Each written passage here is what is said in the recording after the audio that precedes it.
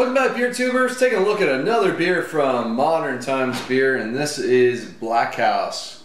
This is their coffee stout, and it's 5.8%. And like their other beers, they give you a bunch of stats on the back: 35 SRM, 40 IBUs. Final gravity is 1018. And the coffee they use, it's a coffee stout. And the coolest thing is they're one of the few breweries in the country, if not the world, that actually roast their own coffee in-house. So they're using a blend of 75% Ethiopian and 25% Sumatra coffee in this beer. The malts is two-row oats, kiln coffee malt, pale chocolate malt, black malt, roasted barley, biscuit, and crystal 60. So it's got a lot of different malts for a beer that's under 6%. So I got it poured out. It's definitely pitch black in color. The head on there is just a nice light brown color. Let's get the aroma. Oh yeah, definitely dominated by the coffee.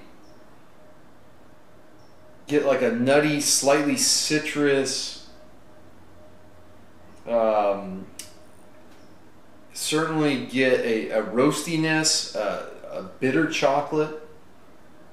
There's a sweeter milk chocolate in there. There's some biscuity notes. Slight caramel in there too. Yeah, it's definitely a coffee forward beer though. So let's give it a try. Cheers.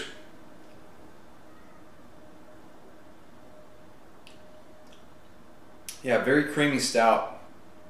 Easy drinking. I mean, kind of think dry Irish stout blended with an oatmeal stout, but then you have the coffee characteristics to it, and then kind of like this American twist on it. It's kind of where you approach Black House. It's very coffee forward though. Up front you get some sweetness. You're getting that crystal malt coming through.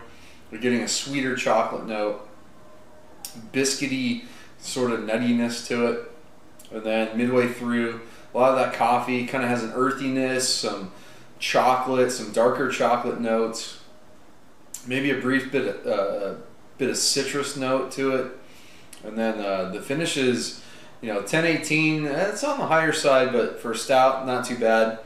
It leaves a little bit of a lingering sweetness, but overall, it's a fairly dry beer. There's enough roasty character to it to kind of help dry out the palate. The touch of black malt in there might help that out, along with the roasted barley. The beer has a nice sort of lighter side of medium character to it, so it makes it pretty drinkable.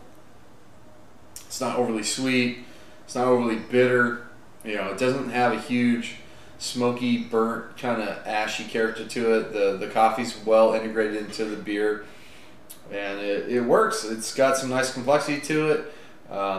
It's coffee forward without tasting like it's just a, you know, just drinking cold coffee. So there's definitely a beer aspect to it. As it warms up and I drink on it more, I start to get a little bit more of that kind of roasty malt characteristic to it.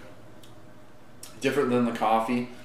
Adds a little bit extra bitterness to it. So yeah, it's a pretty cool beer. I dig it. To me, it kind of B+ range as far as coffee stouts go. You don't see a lot of coffee stouts that's low in alcohol, so that's kind of nice. Makes it somewhat sessionable. You can find it in 4-packs of 16-ounce cans. So yeah, Black House, I recommend this one. Check it out.